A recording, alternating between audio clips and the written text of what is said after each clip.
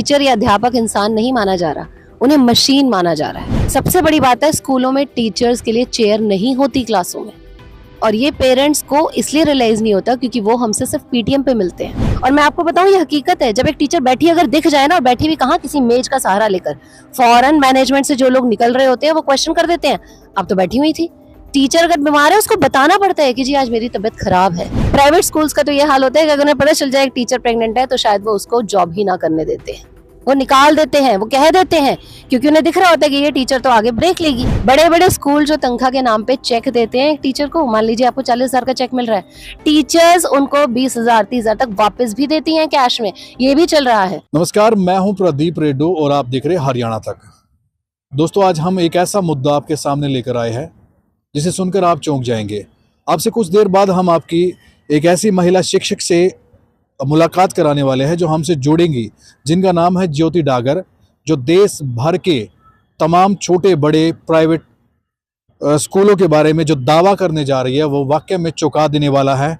और जिस देश में गुरु को काफ़ी बड़ा महत्व दिया गया था, आज हालात कैसे है, और आज हम इन तमाम मुद्दों पर सिर्फ जो प्राइवेट टीचर हैं उनको लेकर बातचीत करेंगे। हालात क्या है, सबसे बड़ा इनका जो दावा है वो ये दावा है कि तमाम स्कूलों से टीचर्स के लिए चेयर गायब कर दी गई है।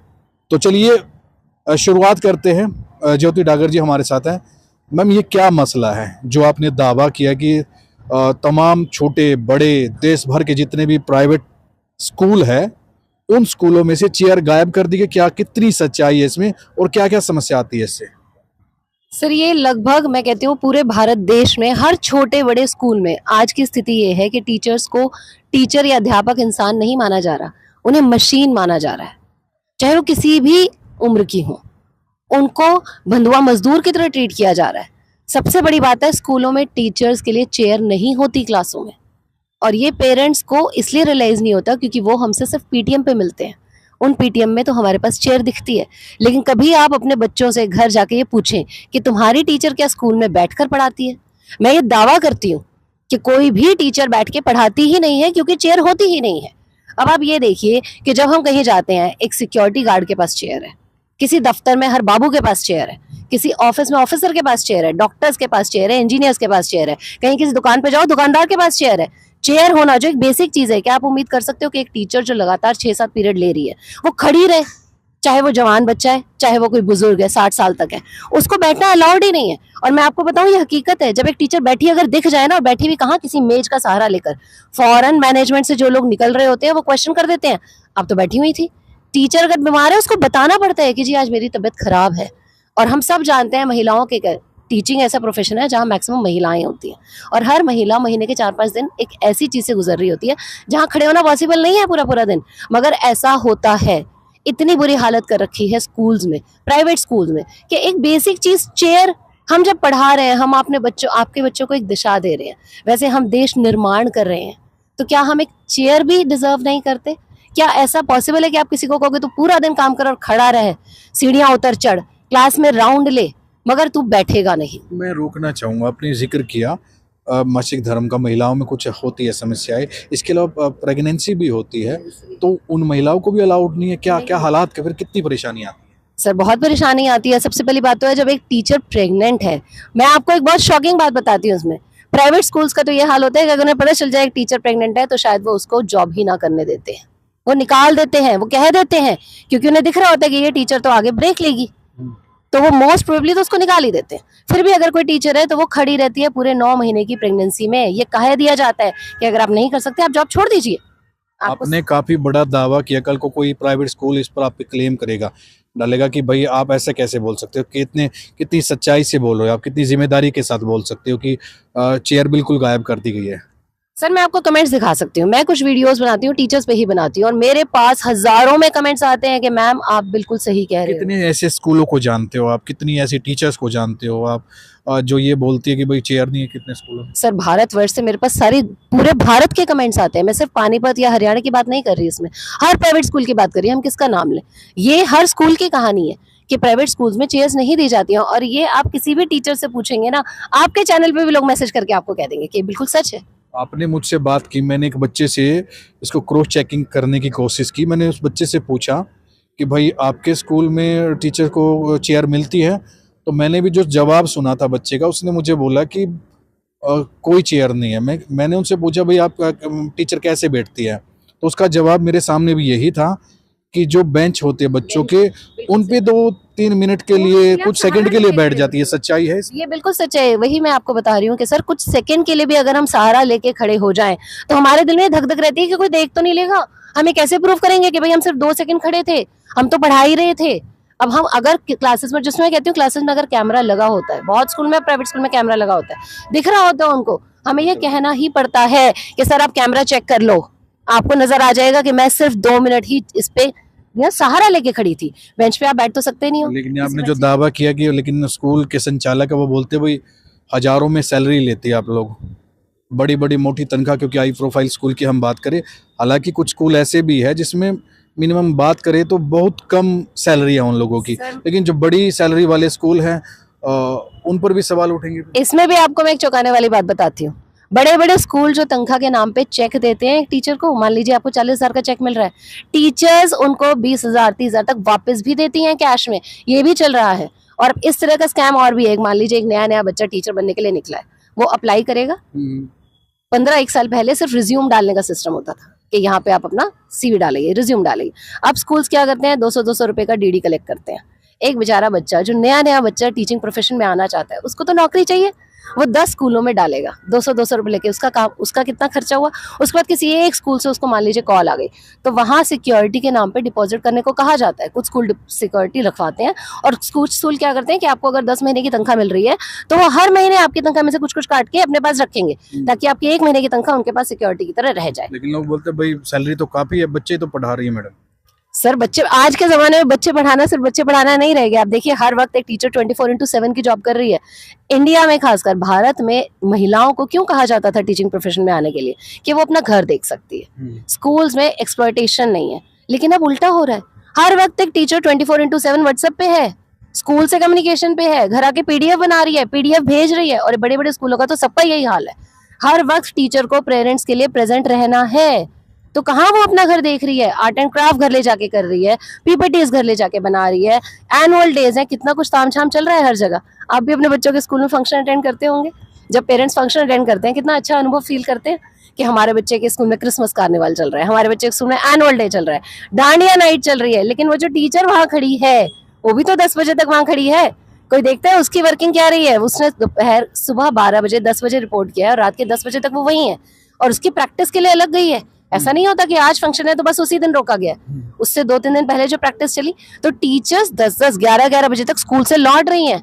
ये टीचर्स और स्कूलों का कल्चर नहीं होता था, ये कॉर्पोरेट कल्चर होता था, और इसी के लिए हमें भेजा नहीं जाता था। लेकिन आपने तो काफी बड़ा दावा कर दिया, इतनी बड़ी बड़ी बिल्डिंग होती है और नामी गिरामी स्कूल होते हैं, तो इस तरह के तमाम स्कूलों में हालात ऐसे? सर मेरे हिसाब से जिस तरह के कमेंट्स मुझे मिलते हैं ना, उससे तो यही पता चलता है सर कि देश भर में यही हाल है, देश भर में यही मुद्दे। अच्छा, मैंने आपकी काफ़ी वीडियो देखी, कुछ और फीमेल टीचर्स की मैंने वीडियो देखी है, उसमें वो एक तरह से ऐसा शो होता है उनकी बातों से कि वो संतुष्ट नहीं अपनी जॉब से, फ्रस्ट्रेशन निकालती है, गुस्सा होता है, चिड़चिड़ापन, तनाव वो दिखाई देता है। तो क्या मानते हो आप, कितना दबाव होता है, क्या वाकई में तनाव है? सर किसी भी नौकरी को कोई भी इंसान नौकरी करने जाता है, 4-5 बेनिफिट्स होते हैं। एक होता है सोशल बेनिफिट, एक होता है सैलरी का बेनिफिट, एक होता है समाज में इज्जत। किसी भी नौकरी में हम देखते हैं कि इज्जत मिलनी चाहिए, मुझे मेरे हिसाब से सैलरी मिल रही है, मेरी सिक्योरिटी है। और आज के टाइम में टीचिंग प्रोफेशन में, प्राइवेट टीचर्स में तीनों चीजें गायब है। सबसे पहली बात, अगर आप बात करें इज्जत की, आप किसी बच्चे को कुछ भी नहीं कह सकते। आपने बच्चे को करेक्ट करने के लिए कुछ कहा, पेरेंट 2 दिन बाद आए, मेरा बच्चा तो डिप्रेशन में चला गया। छोटे छोटे बच्चों को डिप्रेशन की बात बताई जाती है, टीचर नहीं बता रहा, पेरेंट बता रहा है। उसके बाद मैनेजमेंट का डंडा आता है, जी आपने मेरा एक पेरेंट खो रहा है, जाए लेटर दीजिए, अपॉलॉजी दीजिए, एक्सप्लेनेशन दीजिए, सॉरी फील करिए। क्यों? क्योंकि उनको वहां से बिजनेस मिल रहा है, फीस मिल रही है।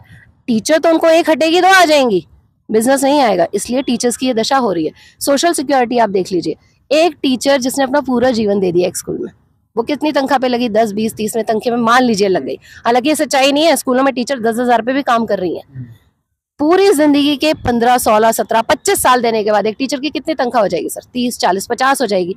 फौरन मैनेजमेंट का डंडा होगा कि इस टीचर को निकाला जाए।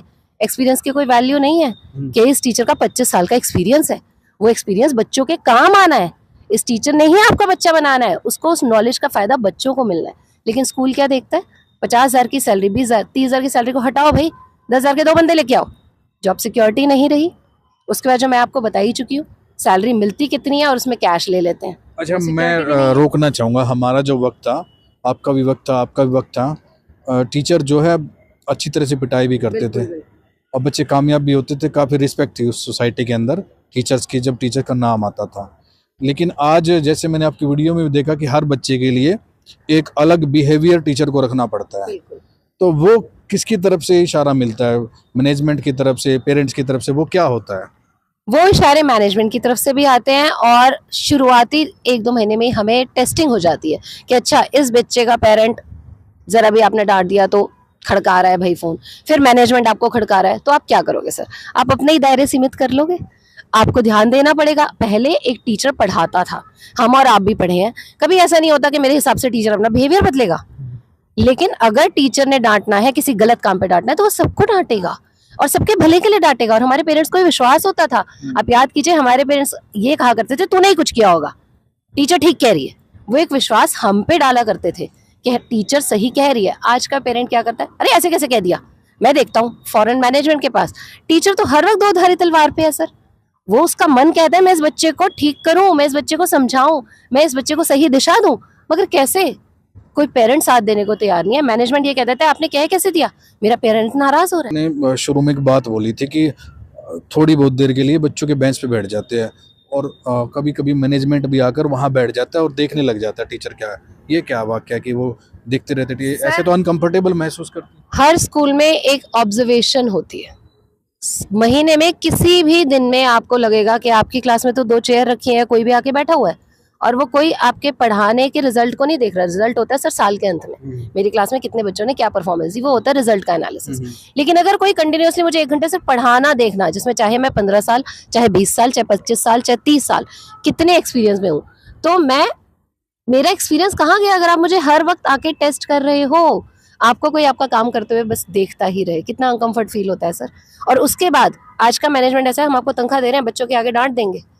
क्या कोई बच्चा मेरी इज्जत करेगा अगर उसको ये दिख रहा है? लेकिन काफी बड़ा दर्जा दिया जाता है हिंदुस्तान में तो गुरु को, कि गुरु को तो भगवान के समान, माँ बाप के बाद माना जाता है कि भाई वही सब कुछ है। लेकिन सर मुझे लगता है ये बातें अब सिर्फ किताबी रह गई हैं। टीचर्स डे पे दर्जा बिल्कुल दिया जाता है, लेकिन आम तौर पे जो हम रोज में देख रहे हैं ना सर, कि मैनेजमेंट कहीं भी हमें बच्चों के आगे डांट लेता है, मैनेजमेंट कहीं भी हमें पेरेंट्स के आगे कह देता है सॉरी फील करो, तो कहाँ एक टीचर का वो दर्जा रह गया सर? टीचर जो अपनी पूरी जान लगा के एक बच्चे को निर्माण करने के लिए घर से निकल रहा है, मगर उसके ऊपर कितना प्रेशर है कि मैं इसको कहूँ कि नहीं कहूँ, मैं मैनेजमेंट की सुनूं कि अपने आत्मा की सुनूं। मेरे घर में सैलरी नहीं आएगी, मैंने आज मेरी तनख्वाह कुछ हो गई है, एक्सपीरियंस है, मेरे को कल निकाला जा सकता है। इतने प्रेशर्स में आप कैसे किसी इंसान से उम्मीद कर सकते हैं? तो आप जिस प्रकार से वीडियो बनाती है तो लोग, बाकी टीचर क्या उम्मीद करें? उनकी आवाज़ उठाएंगे आगे चलकर आप? क्योंकि आप हमेशा इस तरह के इशू उठाते रहते हो आप तो। सर मेरा ये मानना है कि आज के समाज में, आज के टाइम में, इंडिया में आप बात करें, डॉक्टर्स की एसोसिएशन है, प्रेस की एसोसिएशन है, एक मजदूर की एसोसिएशन है, आपके घर में जो काम करने आता है उसकी एसोसिएशन है। क्यों होती है वो? कि कोई उनके लिए खड़ा है। टीचर्स के लिए कोई नहीं खड़ा। एक टीचर को रातों रात निकाल दिया जाता है, कौन आवाज उठाएगा उसके लिए? कहाँ जाएगा वो टीचर? खासकर मेल टीचर जिसके ऊपर घर चल रहा है, उसको रातों रात ही कहा जाता है भाई तुम कल से मत आओ, तो वो कहाँ जाएगा? वो अपनी नौकरी लेके 45 साल के बाद उसे कौन नौकरी देगा?